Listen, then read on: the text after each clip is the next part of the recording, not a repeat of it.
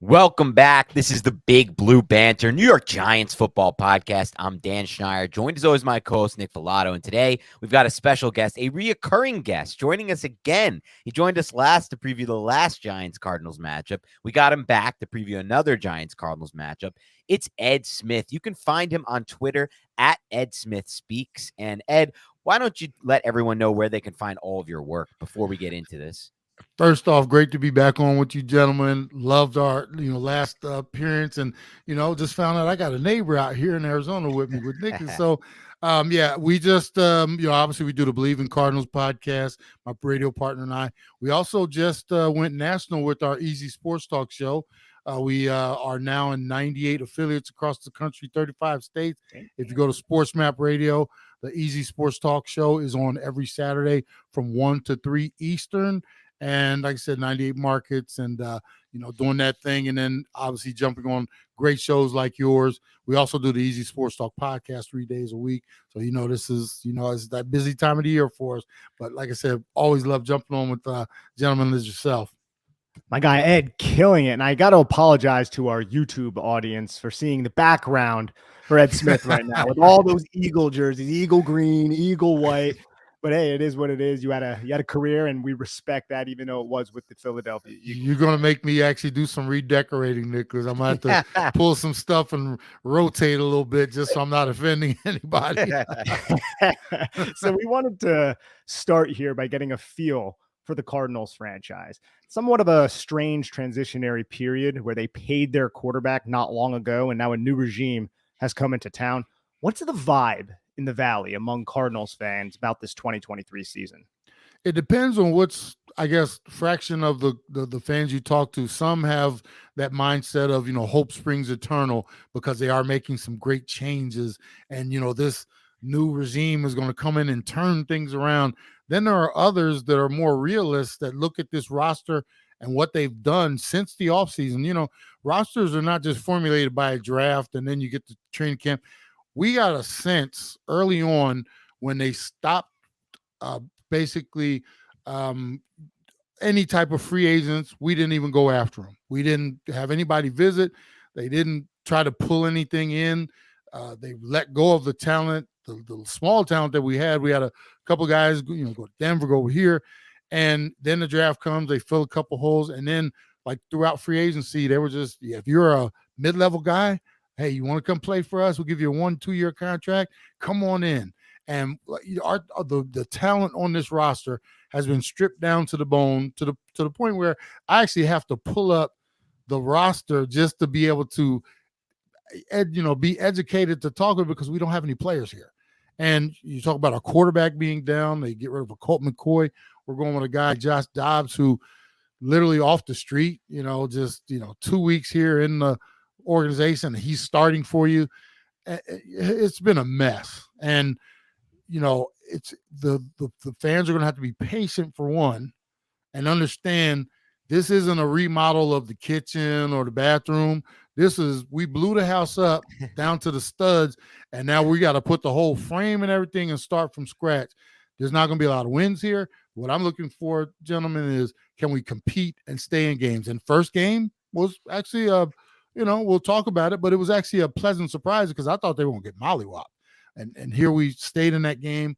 We'll see where we go from here. But it is a total, as far as like hope, as far as anybody who knows, there's not a lot of hope out here in Arizona.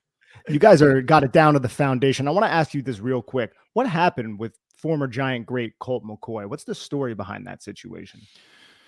I don't want to use the tank word, but but when you do something that obvious, it does become obvious that they're not as interested in winning games as they are maybe setting themselves up for next year.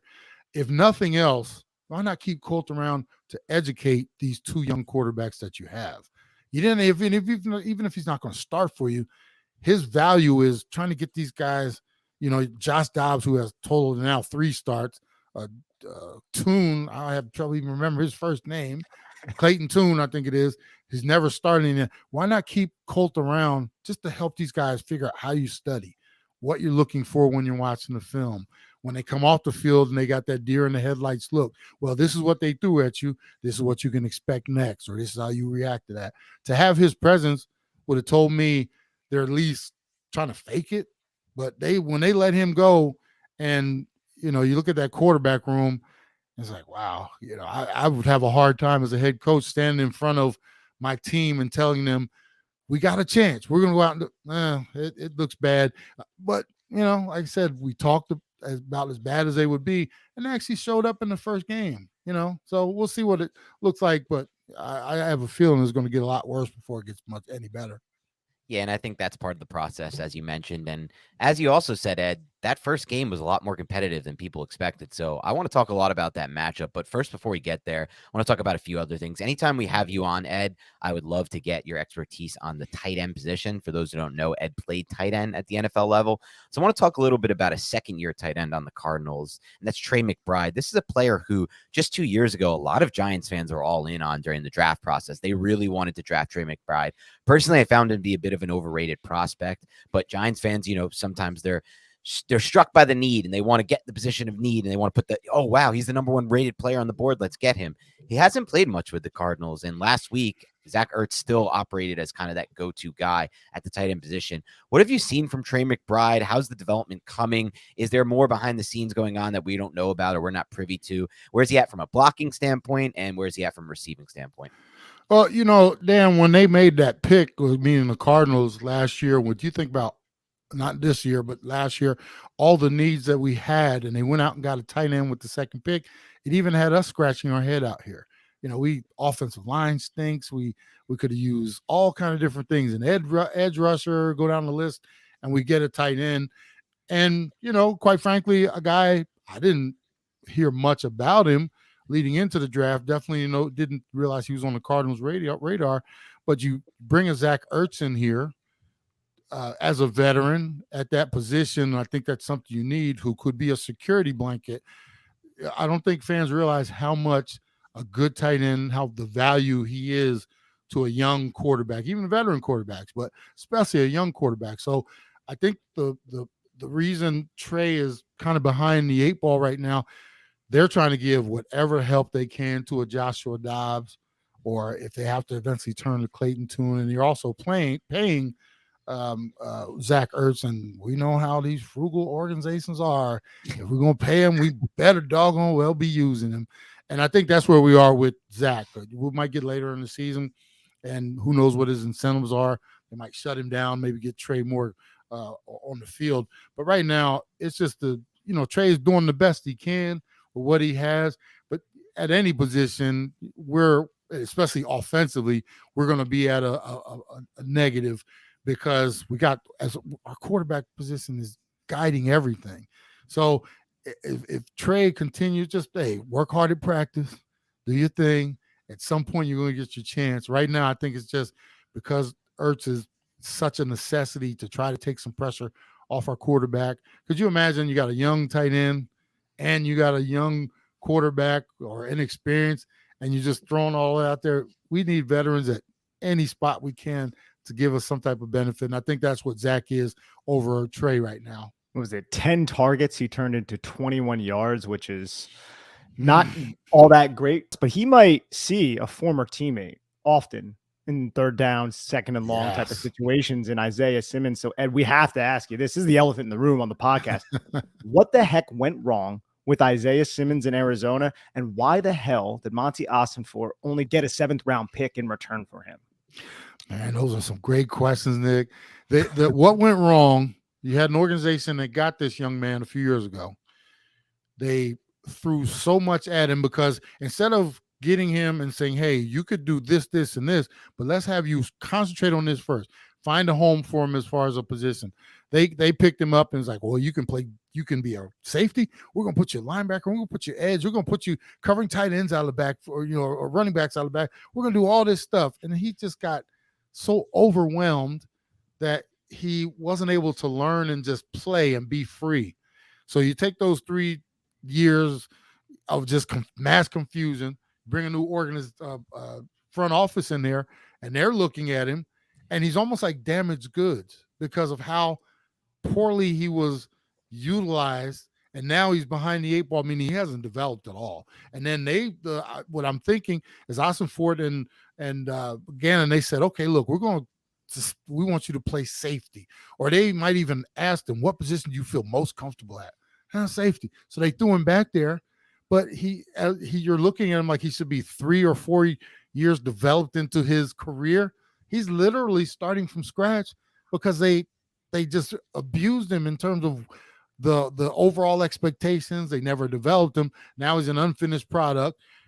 As far as Austin Fort and Gannon, they're not going to waste time. And here's one other factor. You go out, and this is how smart our organization was. You get Isaiah Simmons, right? The next year, we're going to go get Zaven Collins, the exact same player who does like a positionless player. Let's go get another one of those. So now they've converted Zaven Collins to somewhat of an edge guy linebacker. They didn't have any place or use for Isaiah Simmons. And rather than sell for even lower later, they figured we'll just get something for him, which I'm rooting for Isaiah Simmons like you cannot imagine. I hope he has an opportunity to have a rebirth to his career, find a home, because he was done dirty out here, just and not on purpose. He was just done dirty by, they had all these big expectations and just totally abused him to this point. And now he's, looked at like a bust, but I don't think he's a bust. I just think they didn't do him right. Yeah, and we're 1 week into the season, Ed, but Giants fans are certainly hoping that what you just said kind of comes true for the Giants, where, look, they have a different type of mindset here with Wink Martindale is going to really simplify things for Simmons and try to let him do what he does best. And I didn't think his week 1 debut was anything special, but there were a couple interesting moments from him. The tackle he had underneath against Tony Pollard really showed off his athleticism, and he'll get some ups as a pass rusher. And I also got to say, Ed, just from listening to your breakdown, it must be crazy for Cardinals fans to witness them kind of going through Zaven Collins coming into this hybrid type role when all they really had to do, they had him on the roster already. They had Hassan Reddick on the roster. And how do you let a player like Hassan Reddick go at all? I mean, like, that's young talent. That's one of the best edge rushers in the NFL. It just sucks to see him leave that roster for if you're a Cardinals fan. But before we get to the matchup, I have one more question on a former player who's with the Giants and is now with the Cardinals. I think fans are interested in hearing about, so I definitely wanted to bring him up. And that's Will Hernandez. Obviously, anyone who watched football last week saw the Giants' offensive line was an absolute disaster. I mean, it was scary. I don't know if you saw this, Nick or Ed, but I recently watched like a mic'd up with the Cowboys sideline, and it was embarrassing. It was really what they're like, you get a sack, Oprah style. And they were doing that. And I mean, it was just like they were saying, we're going to make this team quit by halftime. That was the goal. And in a lot of ways they did. And a lot of the reason for that was the interior offensive line play from the New York Giants. Has Will Hernandez, how has he kind of established himself there? Because he really wore out his welcome during his final time with the Giants. Yeah,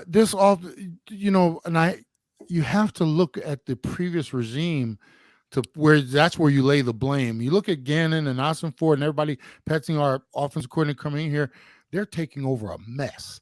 And for the last 5+ years, we watched Keim just like offensive line. What's that? We're going to wait till the 4th, 5th, 6th round.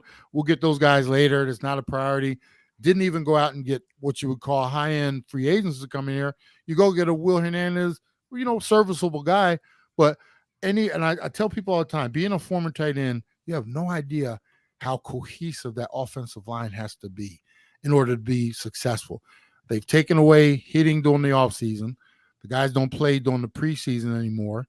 So they're trying to get their work in doing regular practices. You can't amp those up, So then you get to the regular season. What does that mean? The first month of the season, these offensive lines are going to look horrible. I brought this up the other day. There's no other position group on a football team that you cannot have, or you hope you don't have substitutions for. You can sub out your defensive line, your fronts, your defensive secondary, nickel, dime, your wide receivers are in on packages, no tight ends on the field. Your offensive line is that one group that they need to work together 24 hours a day, 7 days a week. And what has happened, we've patched it together so much, including with Will, that those guys, it's almost an unfair advantage. Some of the guys, they do pretty good individually, but when you got 5 guys out there trying to work, all it takes is one dude to bust and everybody looks like a clown. And it's hard for somebody like a Will. He's in. They've made some other adjustments.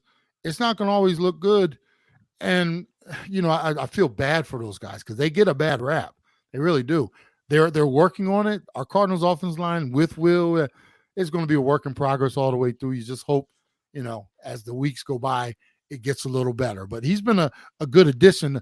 Whenever you can, like your overall grade is, well, at least they didn't look like clowns out there. That's for us, it's like, well, they didn't embarrass themselves, didn't do anything special, but at least they didn't get demolished like the Giants did.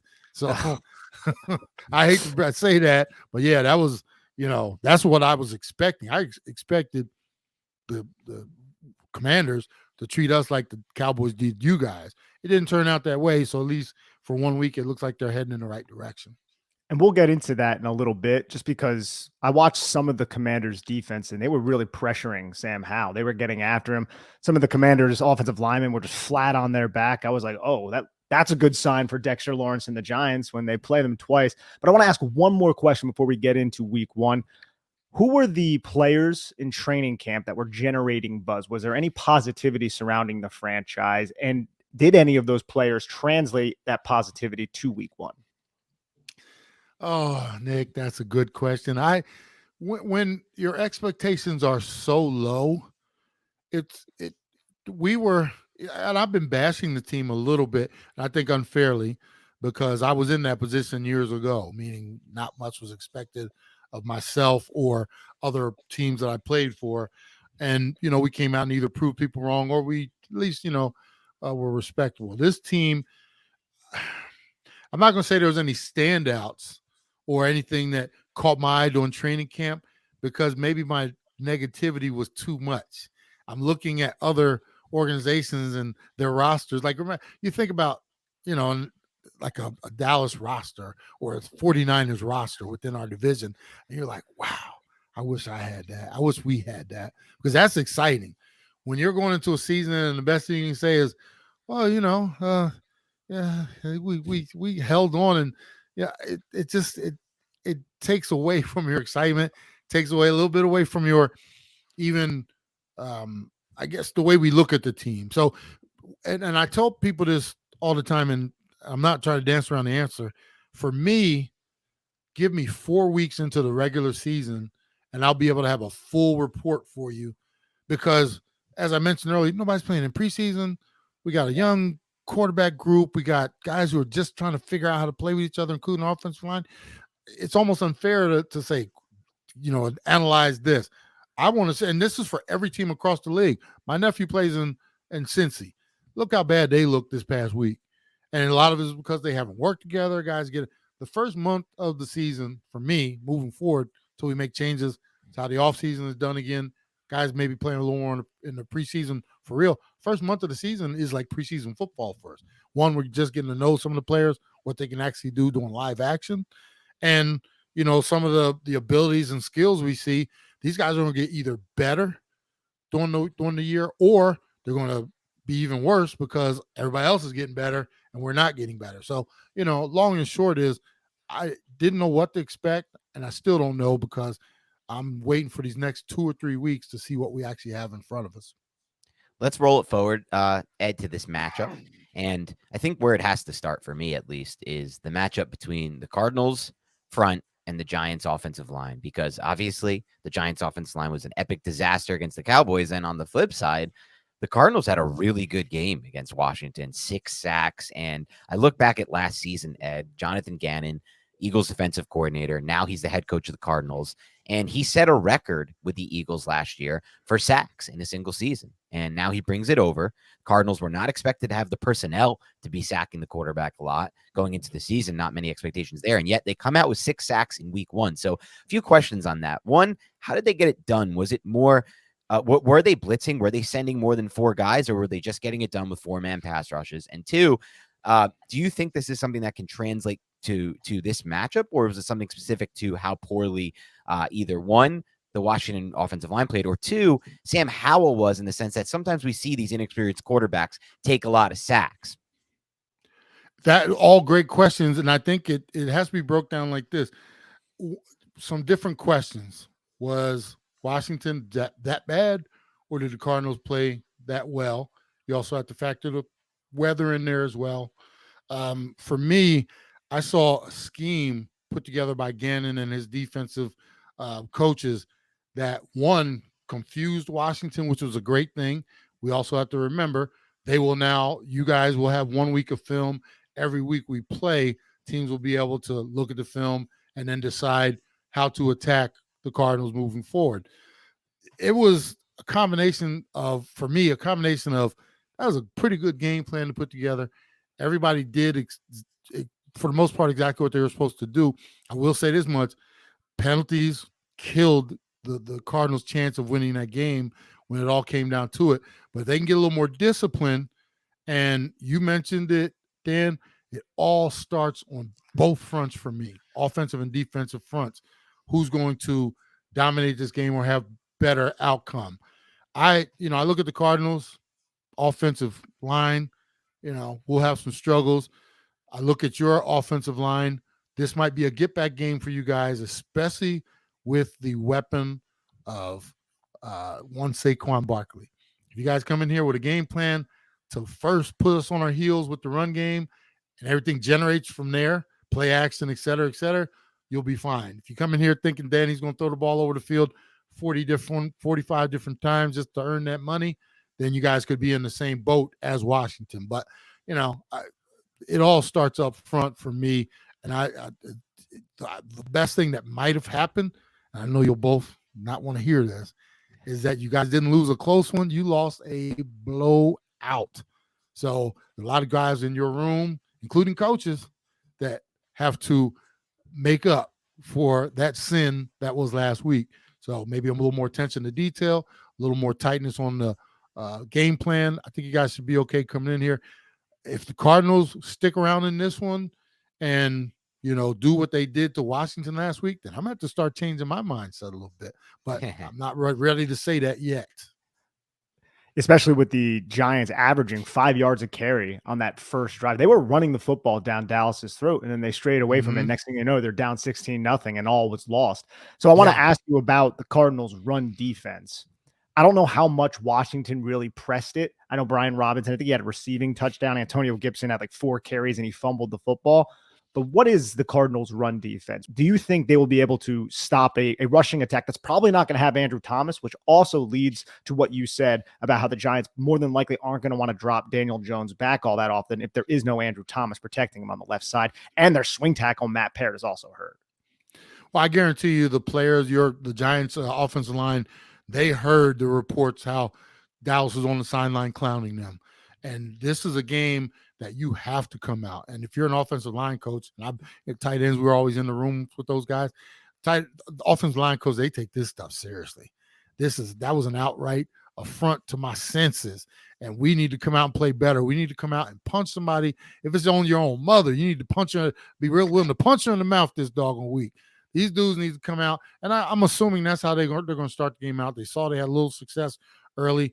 The turning point might have been that doggone blocked field goal, took the air out of everything, and then the snowball just started going down the hill.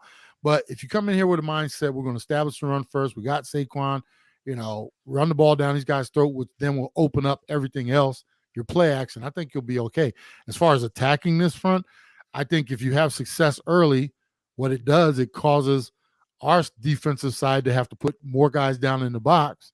And then what does that do? That opens everything up over the top and in the middle of the field. So I'm not an offensive coordinator, but I'm doggone if that wouldn't be my game plan, and then the other thing is make sure I feel like I'm giving secrets away against the Cardinals.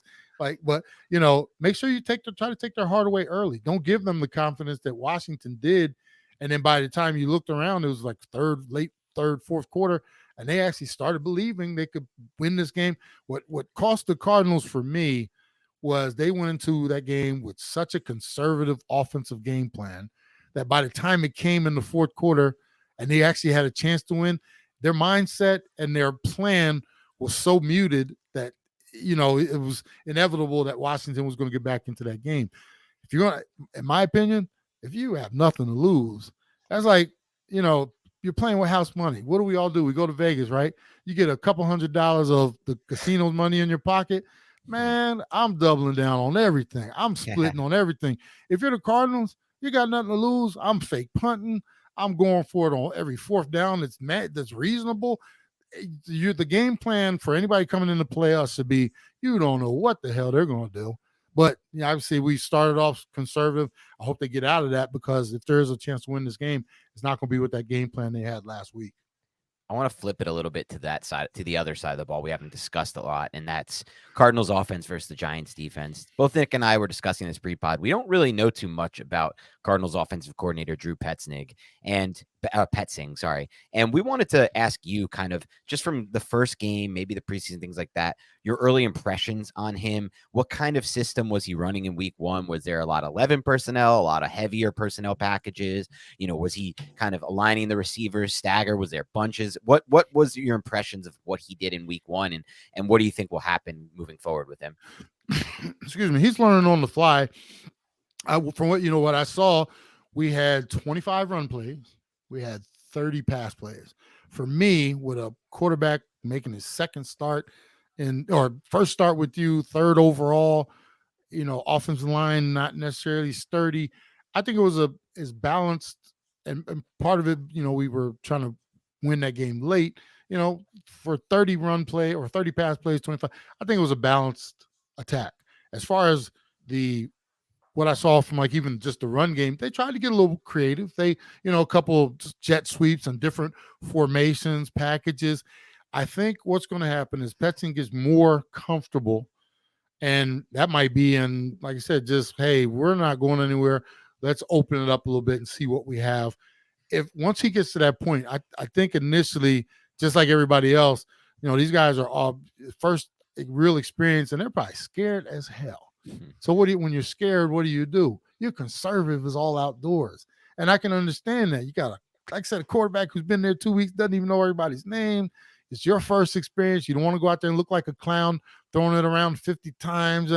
So I give him a passing grade, C minus, whatever it was, in terms of, we can be a lot more creative, maybe utilize our, packages in terms of mixing it up a little bit with some, different, parts, maybe more tight ends, maybe more wide receiver, go a little 4 wide more. I do like the fact that we were under center at least a few times. I don't know, you guys have not been monitoring this thing. When Kingsbury was here, we were at a 95, 96% clip of shotgun formation. Now, who knows when Kyler eventually comes back, if he comes back. I know he doesn't like being under center. Maybe they might have to force him under there. But it was nice just to see a quarterback under center, give the I guess the appearance that you want to run some play action, different things like that. These guys are learning.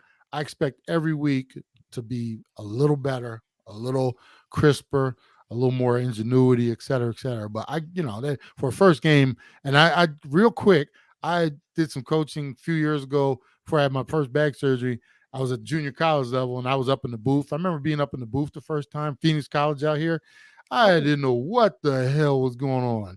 It looks real easy when you're down on the field. All of a sudden, you're up there in the booth with the headset on. You're, trying to identify stuff, get stuff called, get, the proper people in the, it's a whole lot different than, playing Madden or, being, so I give them all the credit in the world. So hopefully each week they get a little better.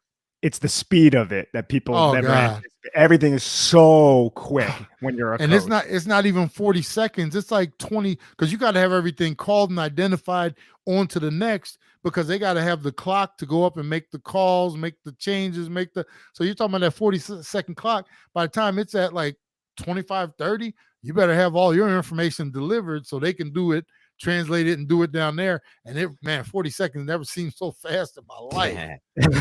That's why you need a coaching staff that you trust as the guy who's calling the plays. And you need to be very decisive with your decision making. Just get that shit out there. You're going to be calling timeouts and taking these operational errors, something that the Giants actually suffered a couple times during week 1 against Dallas. It's funny that you brought up Cliff Kingsbury. It reminded me of listening to Gambo show and what is it? Wolf out here. Wolf, Yeah, they used to complain about Kingsbury all the time, crack me up. But I want to ask you, Ed, I know you're an offensive guy, but if you could put your defensive goggles on for a second, and if you're the Giants defensive coordinator, Wink Martindale, and you had to circle one player on the Cardinals offense to focus on, to monitor, because there's some talented players here, Hollywood Brown, Rondale Moore, James Conner, who would that player be?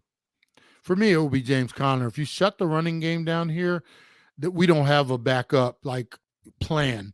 If you're going to ask Dobbs to drop back and read coverages and get them in and out of plays and do it, if you can stop our running game, start forcing the issue even by getting you don't have any real fear of over the top, so you get 8, 9 in the box, force confusion down there, blocking schemes, everything's going crazy, and you just unleash and force us to have to drop straight back and, like I said, read coverages, and then with those with Wink and those exotic blitzes and stuff like that, you'll be all over us. So if my opinion, if you stop our running game, which is primarily Connor, you'll have success, because like I said, we don't have a counter punch. If I would say that we were just undermanned, under talented, you name it. You guys have more talent, both sides of the ball. This should not be a contest if you do everything the right way. Another question too, just about talent. Sorry, Dan. No, go. But who is the best player on this roster? Like Dan and I go back and forth, Ed, when it comes to like Saquon Barkley, Dexter Lawrence, Andrew Thomas. Is it Budda Baker for you guys, or who else is in contention if it is Budda? It's Budda Baker, and here's the problem with that. When your safety is your most talented guy and he's making all the plays, what does that mean? There's two things. Either you're running him up into the box where he's blowing stuff up, or there's a whole lot of stuff going on in your secondary when guys are running 15, 20 yards up the field and he's making tackles. And that's been, that's been the identity. Budda is, he is not afraid to come up and lay wood, but the majority of the time, it's 10, 12 yards up the field where he's making plays, because obviously he's the cap on the defense. He's the that last level of defense, and that means we're allowing a lot of people to get to. And we're only one game in now, but I'm talking about last year's version. And he is the last level of defense. He any money that he wanted, they should have given to him if they had plans to keep him here, because he is the heart and soul of this team. But like I said, when you think about it, years ago, we could flashback to a Chandler Jones. We had him a few years ago when he was still kind of in his prime. He had 5 sacks one game, I think, in an opener a couple years ago against Tennessee. We had a J.J. Watt toward the end of his career, but, we had Byron Murphy. You can run down a list of talent that we had here. It's all been stripped away. Budda's the last remaining semblance of, that dude's a baller.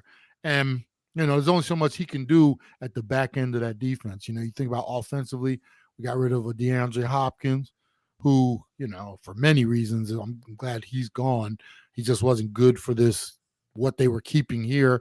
Didn't like to practice, setting bad examples. So, we've had our issues with talent. What I'm hoping is over the next 2 to 3 years, we can start pointing out our great talent. That guy is going to be this, or yeah. Right. But right now, it's, like I said, it's stripped down to the bone.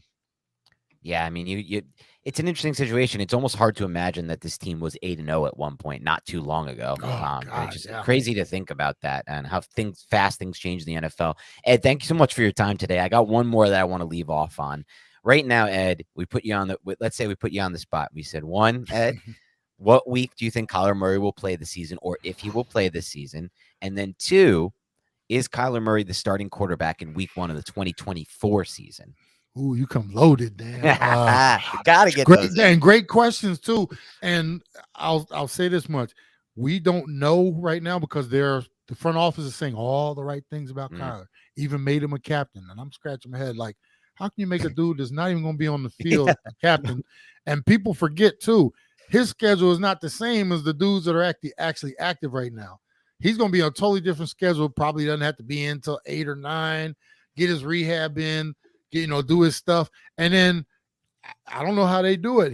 Because he's on the pup, and he might be able to go home at 1:00, because his day is done. Maybe study a little film and stuff like that, but he's not involved in the day-to-day. How can you make this guy captain? And because they're trying to say all the right things, they're trying to lead us in the direction of he's our guy. I'll tell you this. My sign is going to come not at week 5 when he's eligible to play again, but I would say 3 weeks or so later, when you get around week 8, if they start making excuses why he isn't ready, or he starts making excuses that he's just not ready mentally or whatever it is, and then we get to that point where the team is 2-10, 2-11, whatever it is, and then the thought is, I'm waiting for it.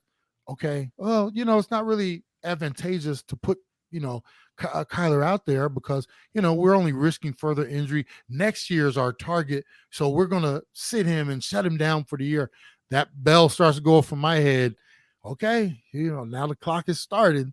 Now it might be time. They're already thinking about draft next year, setting himself up. Now, if we get to week 8, 9, 10, 11, we're bad, but they still are ramping him up, and then he gets out there, that lets you know that, hey, we want to see what he can do, and we're not afraid of re-injury or anything like that because he is our man. But until I see it, I'm leaning toward we could have another quarterback here. They did it a few years ago when they had Josh Rosen as a first-round pick.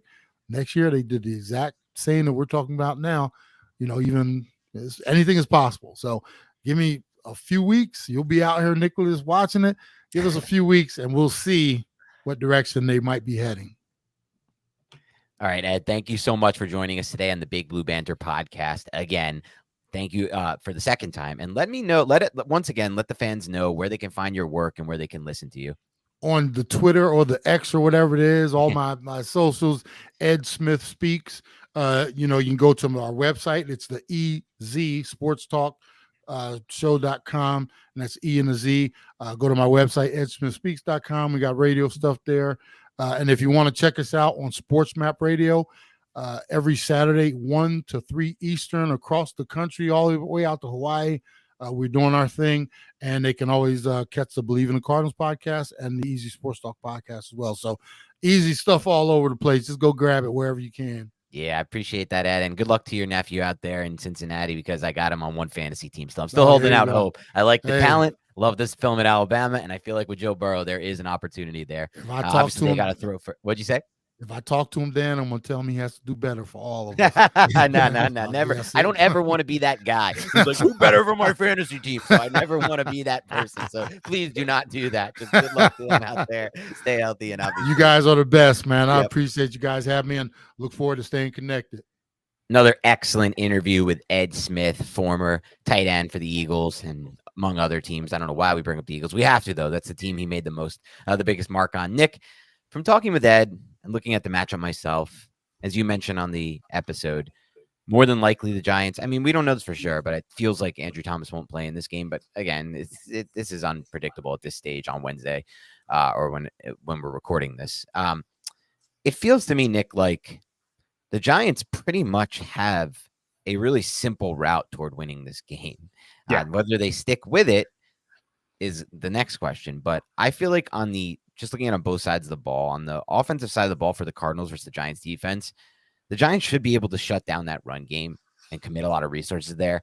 Yes, I think the Cardinals will probably hit them with like a 12 to 14-yard end around at some point and a play action shot to Rondell Moore on a wheel or something. But occasional 12 and occasional 30, field goal, shot down in the red zone.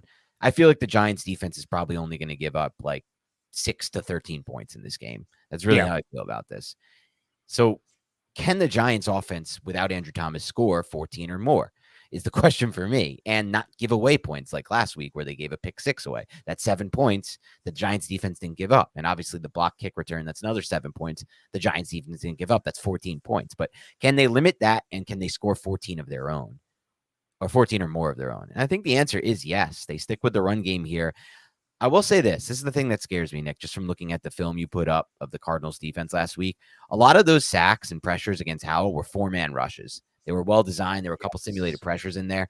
Mm-hmm. The Giants had a lot of trouble with 4-man rushes against the Cowboys. And if you rush 4, you're dropping 7. That makes it really difficult for Daniel Jones to find an open receiver. What are your thoughts on that side of the ball? Can the Giants get to 14 or more in this game? Yeah, they absolutely should get. It's a big problem and a huge concern if the Giants don't get to 14 points. And we'll do our predictions a little bit later. And I understand that the Giants offensive line sucks and there's not going to be Andrew Thomas, but I think the Giants are going to establish the run. I think they're going to work the play action like Ed said. I don't think it's only going to be that though. I don't think this is going to be a repeat of the Houston Texans game from last year. Not that Brian Daboll is going to be stubborn and say, no, we're passing the football and staying true to this identity we're trying to force. I think it will be game plan specific. And if they're having success running the football on the ground, like they did against the Dallas Cowboys on the first drive, I don't think they're going to stray away from that too much, but they are going to use those option RPO type plays where Daniel Jones gets out on the move a little bit. So I expect the Giants to get right. I do. I'm going to be in attendance. And if I'm wrong, smack me in the face, because it's going to be if the Giants don't win this football game, it's the season is almost a failure. And it's nuts that I'm saying that right now, Dan, in week 2. But to lose in that manner, and any loss counts the same, but we're not going to sit here and act as if the 40-0 burger against the Dallas Cowboys isn't nothing. That's huge. That was massive. It completely 180'd everything that we felt as Giants fans, Giant Nation, going into this season. In really 1 quarter, 2 quarters, in 1 half, the Giants 180'd our entire interpretation of this team. I don't think they're that bad, but if they come out and lay an egg on the road against Arizona, and mind you, just another thing, we said this before, they have a short week. And a lot of teams do seem to struggle on those short weeks, but I think they are going to get right against Arizona. I think their focus has to be on Arizona. You have to dust off what the hell happened in week 1. You got to run the football. You got to work the play action passing attack. You got to use your concepts, and you got to get right at the same time. That's one reason why I don't think it's just going to be give the football to Saquon 36 times like it was against Houston. The Giants need to establish some rhythm heading into San Francisco. Yeah, I think you're onto it there, Nick. If this was a game where the Giants had beaten the Cowboys in week 1, obviously that didn't come close to happening, but said they had done that, it might have been a look ahead game where they're looking ahead to San Francisco on the schedule and they overlook a team like the Cardinals and they get themselves in a game like Washington got themselves into last week. But because they got blown out by the Cowboys, that's no longer an option. There is no look ahead to San Francisco. And one thing I wanted to discuss with you about that Cowboys game, I talked about it in the interview with Ed, how I did watch a little bit of the Cowboys mic'd up, and it was a sad sight. They were laughing on the sideline of the Giants. They're like, we're gonna make this team quit by halftime, and they were able to accomplish that. They're like, you get a sack, everyone's getting a sack.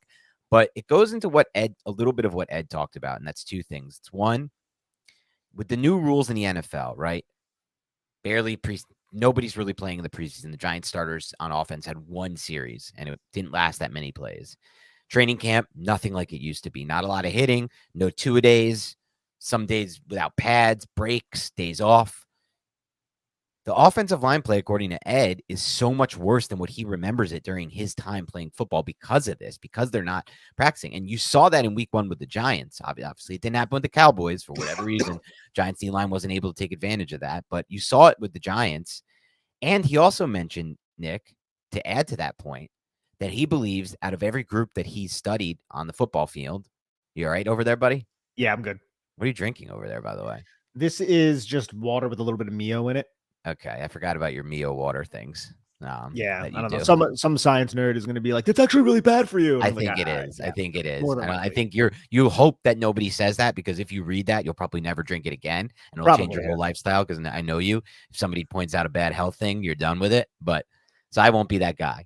But I will say, I think that science nerd is probably right. That Mio stuff's probably all chemicals. But we'll move on from that. You enjoy the taste, and you need some little flavor in the water. I get it. That's why I got this little seltzer. But to add to Ed's point, he also mentioned that continuity on the offensive line is such a big deal. And that's why I wonder, man, like, they're doing all these rotations throughout training camp, throughout the preseason, throughout the joint practices. All right, here's a guard here, a guard there. Glowinski's now off the field, and they just rotate. Did that potentially also, the combination of that and basically no reps in the preseason and the limited training camps that I discussed earlier, play a role in why the Giants offensive line was just so disastrous in week 1? What are your thoughts on that? I think there's definitely credence to that. I don't think it's the only thing, though. I just don't think Mark Glowinski is that good of a football player, especially in pass protection. And I think it's affecting Evan Neal. And I also don't think Evan Neal is developing at all, at least from the small sample size that we have in week 1. That was the worst game that we saw from the right side of the line. The right side of the line was a liability for much of the season. I think if Mark Glowinski, Dan, struggles in this game, you might see Marcus McKethan in there.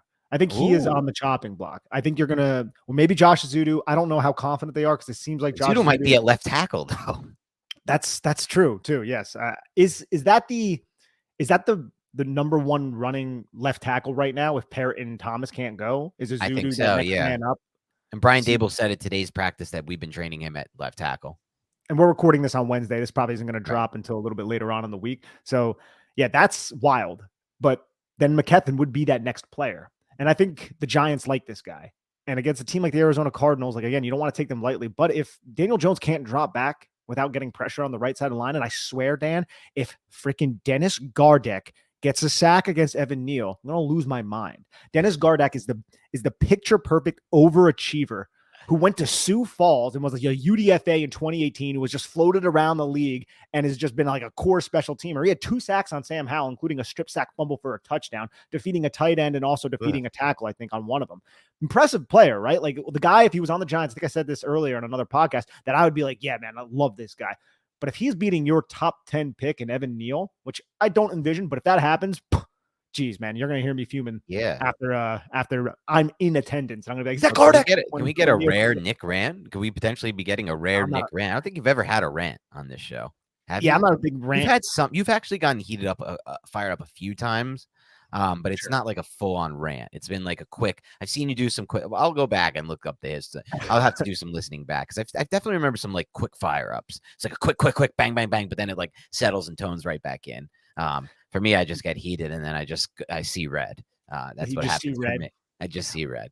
I'll say this though too, Dan, and I wanted to bring this up. I didn't get a chance to bring it up on the podcast. Daniel Jones and Josh Dobbs averaged, I think, like 4.2 yards per attempt. Everything was just quick right around the line of scrimmage. I think the Giants are going to take some shots. I think they wanted to against the Dallas Cowboys, but they literally had 0 time. I expected them a little bit more time.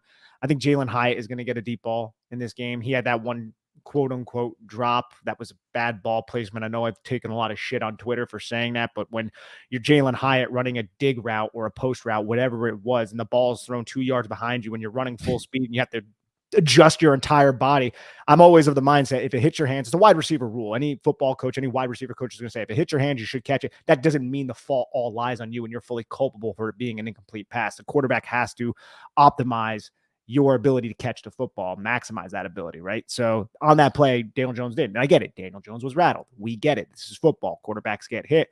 But I think Jalen Hyatt, to my point, is going to have a deep shot. I think they're going to try to run some sort of Mills concept, get that safety to bite down, and then just hit a deep shot over the top against a defender and outside leverage. And then we're going to see this 3rd round pick's true speed on display. He just never really had that opportunity against Dallas.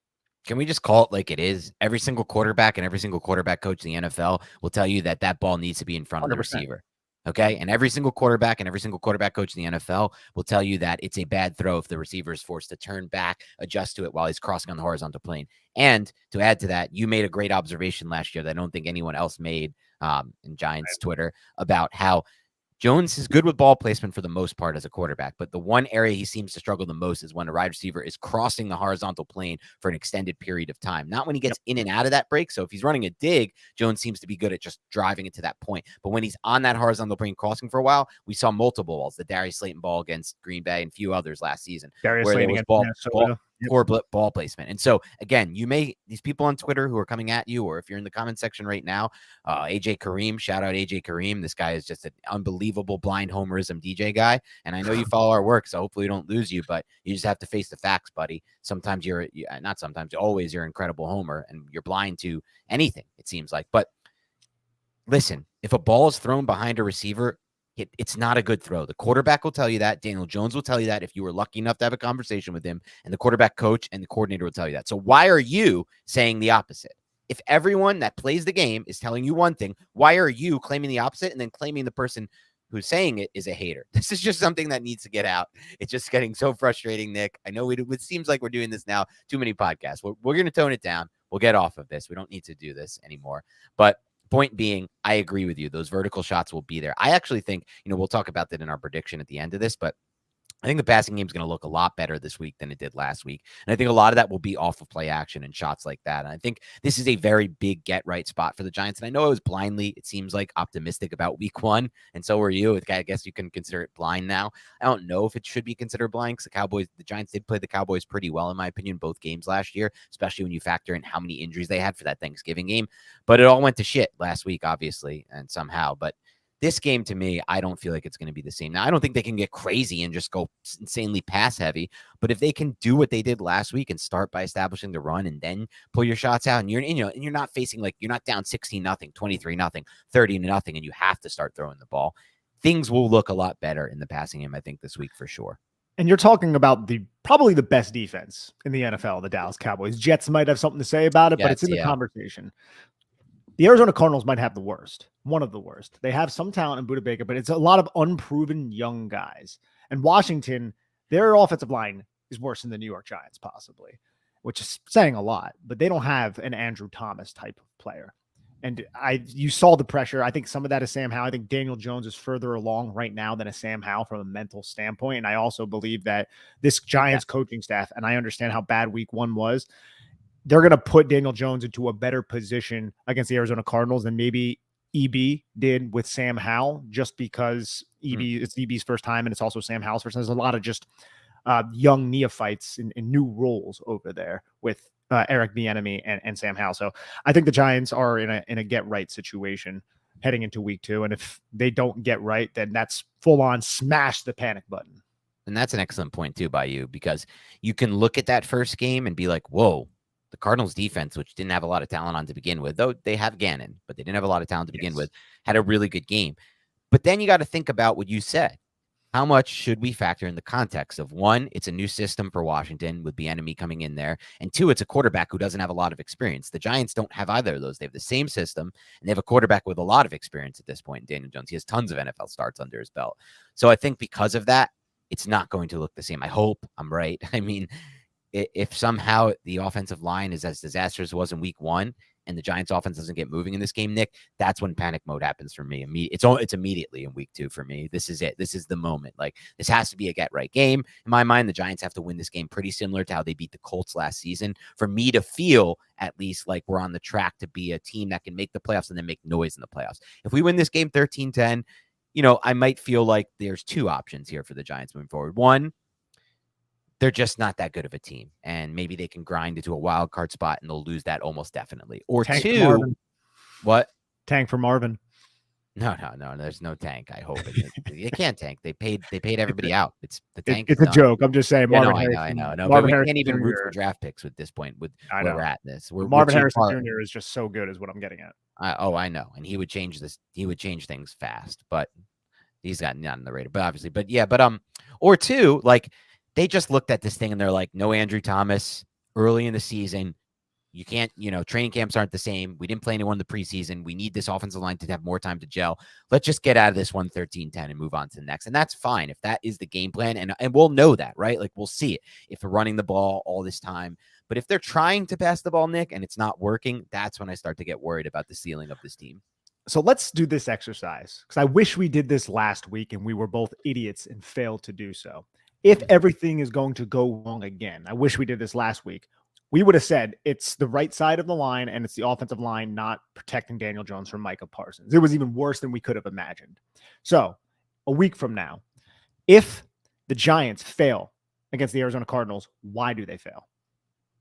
I think if the Giants fail against the Cardinals, they fail because the Cardinals were able to get pressure with their front four and not having to blitz and being able to drop 7 and rush 4 and still get immediate pressure. And because the Cardinals are able to shut down the run game. Those two things working together. They take away the run early, they take away the run consistently, and they're able to get pressure with 4. That's the and then, of course, like, that still isn't enough, I don't think, for the Cardinals to win this game. The other factor that will have to happen is they get points on defense and special teams like the Cowboys did last week. If they're able to get a fumble, and they got themselves, right? They strip sacked Sam Howell, scooped it, and scored. So if they're able to score points from their defense or special teams, the Giants aren't able to do that. And that's obviously via turnovers. And those other two things happen. They shut down the run consistently and early, plus they get pressure with just rushing 4 and dropping 7. That's how the Giants can lose this game. You also know that Wink Martindale is going to do everything in his power to get Isaiah Simmons an opportunity for a trip back. True. Like, Isaiah Simmons is going to have some free rushes. There's going to now the Cardinals could do something to account for Isaiah Simmons, but guess what's going to happen? It's either going to be a mismatch against the running back in pass protection, James Conner solid in pass protection, or another player is going to come free. Whether that be Azeez Ojulari or Kayvon Thibodeau, or maybe Jason Pinnock. It's going to be fun. All right, Nick. Since I'm not particularly worried, to be completely honest with you, about the Giants defense against the Cardinals offense, I expect this to be a really easy and strong and productive game for the Giants defense. I could be wrong, but that's what I expect. I want to get into the other side of the ball where problems could happen. So I wanted to go over with you the coverages that Jonathan Gannon used in his first game with the Cardinals as head coach against the Commanders last week. Now, could things change facing a Sam Howell offense versus Daniel Jones offense? Maybe, but this could just be part of who his DNA is. So, Nick, last week, Jonathan Gannon used cover 2, 4.6% of the time, cover 3, 16.9% of the time. This was interesting and expected based on his tenure with the Eagles, but he used quarters coverage 41.5% of the time, almost half of the plays. Cover 6, 10.8% of the time. He also, this was interesting as well, used cover 0, 9.2% of the time. And then middle of the field close cover 1 type looks, only 7.7% of the time. So actually used cover 0 more than he used cover 1 in this game. And then no snaps in 2-man coverage. Looking at Jonathan Gannon, knowing that he's coming from the Eagles, they ran quarters all the time. That makes sense. Now, those deep shots, if the pass rush doesn't get home, which the Cardinals don't have the horses that the Eagles had, you can dial up some Mills type of concepts. You can dial up some concepts that have a deep post from the 1 with someone to occupy the other middle 4th defender and the other inner middle 4th defender from the other side of the field, whether that be a deep curl, whether that be a dagger type of concept, which is basically a deep dig with a clear out. All you want to do, if that defender from the deep 4th outside is an outside leverage, is have that deep post win inside while occupying that other deep 4th defender to the inside. And then you can have maybe just a deep shot that goes for a touchdown. The Cardinals are going to be tracking on that type of stuff. They're primarily match, right? They are match. That's what it is. So the safeties are going to read the release of the number 2 and they're going to react that way. But if you're aligning with both safeties, 12 yards off the line of scrimmage, what have you, deep halves, you can run the football. That's one less guy in the box. A lot of players, I don't know if the Cardinals have the bodies up front to be playing gap and a half and to be occupying multiple gaps. Maybe against the Giants offensive line they do. The Giants offensive line wasn't terrible running the football, though, at least run blocking last week.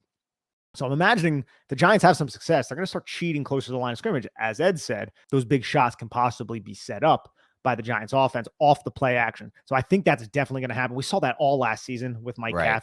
It's nothing new. And also if they're in quarters, you can operate the short passing attack pretty efficiently when there's only 3 defenders in that area.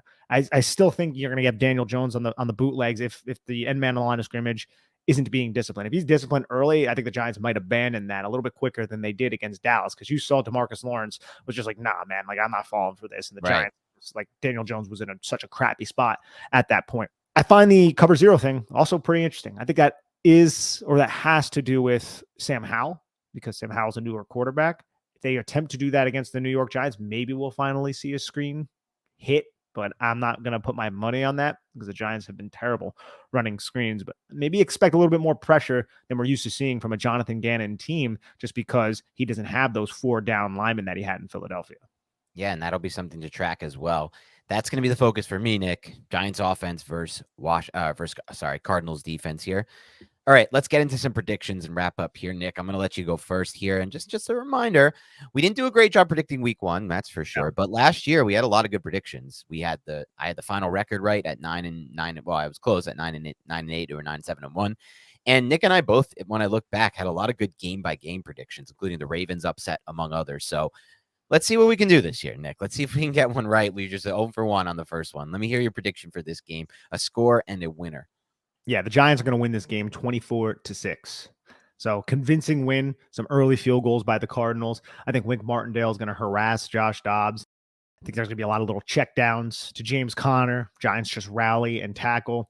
Just don't give Josh Dobbs too much time to take a deep shot against one of the rookies for Marquise Brown. I'm not overly scared of those rookies losing to Marquise Brown, but anything can happen. I'm not going to say I'm confident that the Giants will win with this score. I'm confident the Giants will win. And I was not confident last week that they would win, but I did pick them to win like a dumbass. So here I am going right back to the well, drinking the Kool-Aid, and maybe I'll be lying there with a blanket under me wearing some sneakers. I hope you're not, because again, if the Giants lose this game, It's a Jim Jones reference. oh, I didn't even know that. You didn't get it? We're in a lot of trouble if the Giants lose this game for a lot of reasons, Nick. Both professionally and mentally, let's just say that. But my prediction, Nick, is a little bit more stretched out than yours even. I'm going 34-9 Giants here, an absolute blowout win. I think the Giants will force 2 turnovers on defensive side of the ball, a forced sack fumble that they recover, potentially scoop and score, and an interception. I think that the Giants will be incredibly efficient in the red zone as an offense like they were last season under Kafka. I think we're going to get a dialed up deep shot, potentially to Hyatt. I'm not sure who, but in that dome, I feel comfortable. Daniel Jones will put the ball out in front of the receiver, lead him enough, put enough air under it for him to run under it, catch the touchdown. I think the design will be there. The receiver will be open, and Jones will complete it inside the dome. I just think it's going to be an all-around great game for the Giants. They get right back on track in this one, 34-9. And by the way, once it happens, Nick, the narrative is going to change so fast on Giants Twitter. Like everyone's, oh my God, we're back. We did this. We're here. So that's kind of my prediction for this game. The whole thing flips entirely after week 2. I think we always have to keep this in mind. And Ed brought it up. The Cardinals suck. They suck. It's bleak out here. Like I listen to some of the sports radio at times, and it's very negative. They're basically tanking. Like yes, essentially. He didn't want to use that word, but yeah, that's kind of what they're doing. And then we have a short week though, playing arguably the second best defense.